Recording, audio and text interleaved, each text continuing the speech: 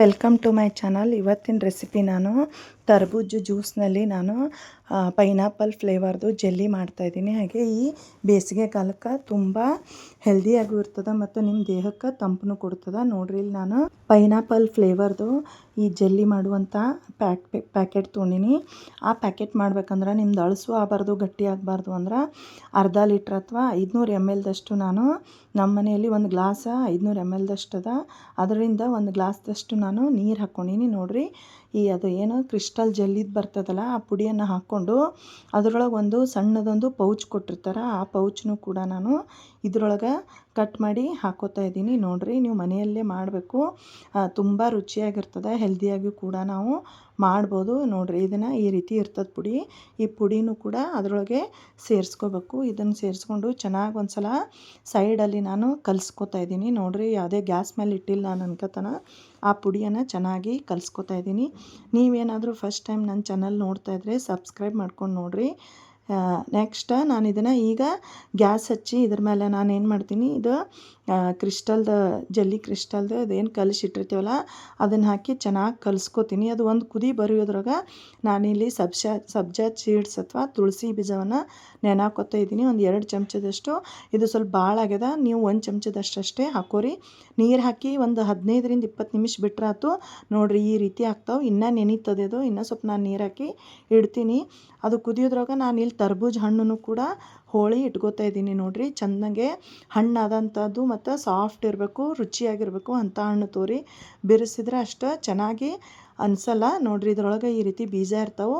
ಇವೆಲ್ಲ ಬೀಜವನ್ನು ನಾನು ಒಂದು ಸೈಡಲ್ಲಿ ತಕ್ಕೋತೀನಿ. ಎಲ್ಲದರದ್ದು ಬೀಜ ತಕ್ಕೊಂಡು ಇವುಗಳನ್ನು ನಾನು ಹೋಳು ಇಡಬೇಕು ಅನ್ನೋದ್ರಾಗ ಇದು ಕುದಿ ಬಂತು. ನೋಡಿರಿ, ಈ ರೀತಿ ಕುದಿ ಬಂದಾಗ ನಾವು ಇದನ್ನೇನು ಮಾಡಬೇಕು, ತೆಗೆದು ಸೈಡ್ ಒಂದು ಪ್ಲೇಟ್ ಇಟ್ಕೊಂಡು ಅದಕ್ಕೇನು ಎಣ್ಣೆ ಸವ್ರದ್ದು ಬೇಡ, ತುಪ್ಪ ಸವ್ರದ್ದು ಬೇಡ. ಅದೇ ಒಂದು ತಾಟಿಗೆ ಅಥವಾ ನಿಂಬಲ್ಲಿ ಯಾವ್ದಾರ ಒಂದು ಮೋಲ್ಡ್ ಇತ್ತಂದ್ರೆ ಅದಕ್ಕೆ ಈ ಜೆಲ್ಲಿಯನ್ನು ಬಿಸಿ ಇರುವಾಗಲೇ ಹಾಕಿ ಸೈಡಲ್ಲಿ ಇಟ್ಟುಬಿಡ್ತೀನಿ. ನಾನು ಫ್ರಿಜ್ದಾಗ ಇಡ್ತಾಯಿಲ್ಲ, ಸೈಡಲ್ಲೇ ಇಡ್ತೀನಿ. ನೋಡಿರಿ, ಇದು ಎಷ್ಟು ಹಣ್ಣಾಗ್ಯದ ನನ್ನ ತರಬೂಜದ್ದು ಹಣ್ಣು. ಈ ಹಣ್ಣು ಈ ರೀತಿ ಹಣ್ಣಾಗಿದ್ದೇನೆ ಇದನ್ನೆಲ್ಲ ಬಿಚ್ಕೊಂಡು ನಾನೊಂದು ಬೌಲ್ಗೆ ಹಾಕೋತಾ ಇದ್ದೀನಿ. ಇದರೊಳಗೆ ನಾನು ಒಂದು 2 ಹೋಳಾಗ್ಯಾವಲ್ಲ, ಒಂದು ಹೋಳನ್ನು ಮಿಕ್ಸಿಗೆ ಹಾಕ್ಕೋತೀನಿ, ಇನ್ನೊಂದು ಹೋಳನ್ನು ಅದರ ಸೈಡಲ್ಲಿ ನನಗೆ ಆ ಜ್ಯೂಸ್ದಾಗ ಬಾಯಾಗಿ ಸಿಗಬೇಕು ಅಂತ ಅದನ್ನು ಕಡಿಯಾಗಿ ತೆಗೆದು ಇಟ್ಕೋತೀನಿ. ನೋಡಿರಿ, ಒಂದು ಹೋಳಿಂದು ಇದ್ರೊಳಗೆ ಅಷ್ಟೇ ಹಾಕಿ ನಾನು ಈ ರೀತಿ ಸ್ಮೂತಾಗಿ ಪೇಸ್ಟ್ ಮಾಡಬೇಕು. ನೋಡಿರಿ, ಈ ರೀತಿ ಸ್ಮೂತ್ ಆಗಬೇಕು. ಇದನ್ನು ಸೈಡಲ್ಲಿ ಇಟ್ಕೊಳ್ಳೋಮೀಗ ನಾವೀಗ ಕಸ್ಟರ್ಡ್ ಪೌಡ್ರದ್ದು ಹಾಲು ರೆಡಿ ಮಾಡಮು. ಅದಕ್ಕಿಲ್ಲ ನಾನೊಂದು 2-3 ಕಪ್ದಷ್ಟು ಹಾಲು ತೊಗೊಂಡಿನಿ. ಹಾಲು ತೊಗೊಂಡು ಸೈಡಲ್ಲಿ ಇಟ್ಕೊಳ್ಳೋಮು. ಇನ್ನೊಂದು ಬಟ್ಟಲ್ದಾಗ ಆ ಹಾಲು ತೊಗೊಂಡು ಈ ಕಸ್ಟರ್ಡ್ ಪೌಡ್ರ್ ಒಂದು 2 ಚಮಚದಷ್ಟು ಕಸ್ಟರ್ಡ್ ಪೌಡ್ರ್ ಹಾಕಿನಿ.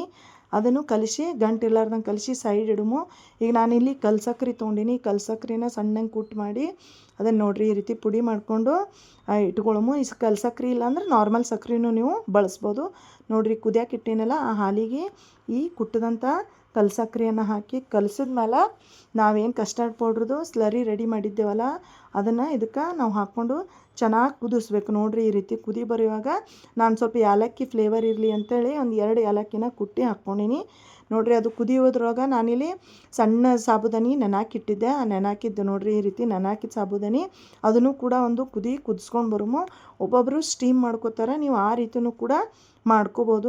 ನೋಡಿರಿ, ನಾನು ಈ ರೀತಿ ಬಿಸಿ ಬಿಸಿ ನೀರಿಗೆ ಈ ಸಾಬುದಾನಿ ಹಾಕಿ ಮ್ಯಾಲೆಲ್ಲ ಬಂದು ನಿಂದಿರ್ತಾವೆ. ಆ ರೀತಿ ಒಳಗೆ ಆದಾಗ ಇದನ್ನು ನಾನು ಸೋಸ್ಕೊಂಡು ಸೈಡಲ್ಲಿ ತೆಗೆದಿಡ್ತೀನಿ. ನೀವು ಹಾಗೇನೂ ಹಾಕ್ಕೋಬೋದು, ಆದರೆ ನನಗೆ ಅಷ್ಟು ಇಷ್ಟ ಆಗಲ್ಲ. ಅದಕ್ಕೆ ನಾನಿಲ್ಲಿ ಈ ರೀತಿ ಸೋಸ್ಕೊಂಡು ಸೈಡಲ್ಲಿ ತೆಗೆದಿಟ್ಕೊಂಡು ಬಿಡ್ತೀನಿ. ಇದನ್ನು ಕೂಡ ಸಾಬುದಾನಿ ರೆಡಿ ಆಯಿತು. ನೆಕ್ಸ್ಟ್ ನೋಡಿರಿ, ನಾನು ಇದೆಲ್ಲ ಮಾಡೋದ್ರಾಗ ನನ್ನ ಜೆಲ್ಲಿ ಆರಿಬಿಟ್ಟದು. ನೋಡಿರಿ, ಎಷ್ಟು ಚೆನ್ನಾಗಾಗ್ಯದ. ನಾ ಏನು ಫ್ರಿಜ್ದಾಗ ಏನೂ ಇಟ್ಟಿಲ್ಲ, ಸೈಡಲ್ಲೇ ಕೂಲ್ ಮಾಡೋಕೆ ಇಟ್ಟಿದ್ದೆ. ಎಷ್ಟು ಚಂದ ಬಂದದ ನೋಡಿರಿ. ನಾನು ಕಟ್ ಮಾಡಿ ತೋರಿಸ್ತೀನಿ ನಿಮಗೆ ಯಾವ ರೀತಿ ಬಂದದ. ಇದು ನಾನು ಪೈನಾಪಲ್ ಫ್ಲೇವರ್ ತೊಗೊಂಡಿನಿ. ನೀವು ಸ್ಟ್ರಾಬೆರಿ, ಮ್ಯಾಂಗೋ, ಬನಾನಾ ಎಲ್ಲ ಥರ ಫ್ಲೇವರ್ ಸಿಗ್ತಾವೆ. ನಿಮ್ಗೆ ಯಾವ್ದು ಬೇಕು ಹಾಕೋರಿ. ನೋಡಿರಿ, ಅಳಸೂ ಆಗಿಲ್ಲ, ಗಟ್ಟಿನೂ ಆಗಿಲ್ಲ, ಎಷ್ಟು ಚಂದ ಆಗ್ಯದ.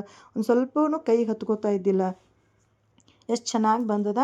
500 ml ನೀವು ಕರೆಕ್ಟಾಗಿ ನೀರು ಇಟ್ಕೊಂಡು ಮಾಡಿದ್ರಿ ತುಂಬ ಚೆನ್ನಾಗಿ ಬರ್ತದ. ನೋಡಿರಿ, ಎಷ್ಟು ಸಾಫ್ಟ್, ಎಷ್ಟು ಸ್ಮೂತಾಗಿ ಬಂದದ.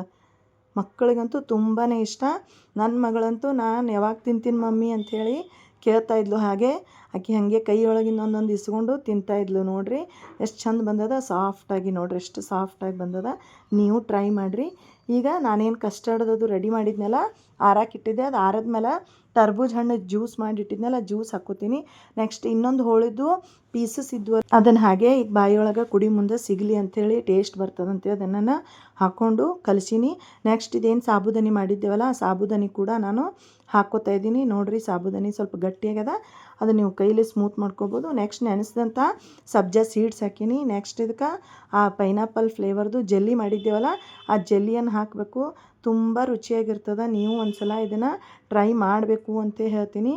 ಹಾಗೆ ನಿಮಗೇನಾದರೂ ಈ ವಿಡಿಯೋ ಇಷ್ಟ ಆಗಿದರೆ ಒಂದು ಲೈಕ್ ಮಾಡಿ. ಹಾಗೆ ಈ ರೆಸಿಪಿನ ನೀವು ಮರೀದೇ ಒಂದು ಸಲ ಟ್ರೈ ಮಾಡಿರಿ.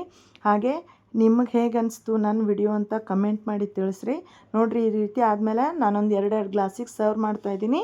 ಅದಕ್ಕೆ ಮೊದಲಾನಿಲ್ಲಿ ಐಸ್ ಕ್ಯೂಬ್ ಹಾಕ್ಕೊಂಡು ನಾವೇನು ತರ್ಬೂಜ ಹಣ್ಣಿಂದು ರಸ ಮಾಡಿದ್ದೇವಲ್ಲ, ಜ್ಯೂಸ್ ಮಾಡಿದ್ದೇವಲ್ಲ, ಇದನ್ನು ಸರ್ವ್ ಮಾಡ್ತಾಯಿದ್ದೀನಿ. ನೋಡಿರಿ ಈ ರೀತಿ ಸರ್ವ್ ಮಾಡ್ಕೋತಾ ಇದ್ದೀನಿ.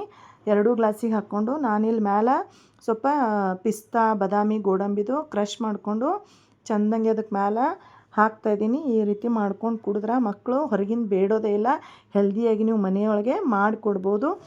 ಹಾಗೆ ನೀವು ನನ್ನ ಚಾನಲನ್ನು ಸಬ್ಸ್ಕ್ರೈಬ್ ಮಾಡ್ಕೊಂಡಿದ್ದಿಲ್ಲ ಅಂದರೆ ಪ್ಲೀಸ್ ದಯಮಾಡಿ ನನ್ನ ಚಾನಲನ್ನು ಸಬ್ಸ್ಕ್ರೈಬ್ ಮಾಡ್ಕೊಳ್ಳಿ. ಯಾಕಂದ್ರೆ ನಾನು ಮಾಡುವಂಥ ಎಲ್ಲ ರೆಸಿಪಿಗಳು ನಿಮಗೂ ಬಂದು ತಲುಪಲಿ ಅಂಥೇಳಿ ಹೇಳ್ತೀನಿ. ನಿಮಗೇನಾದರೂ ವಿಡಿಯೋ ಇಷ್ಟ ಆಗಿದ್ದರೆ ಒಂದು ಲೈಕ್ ಮಾಡಿ.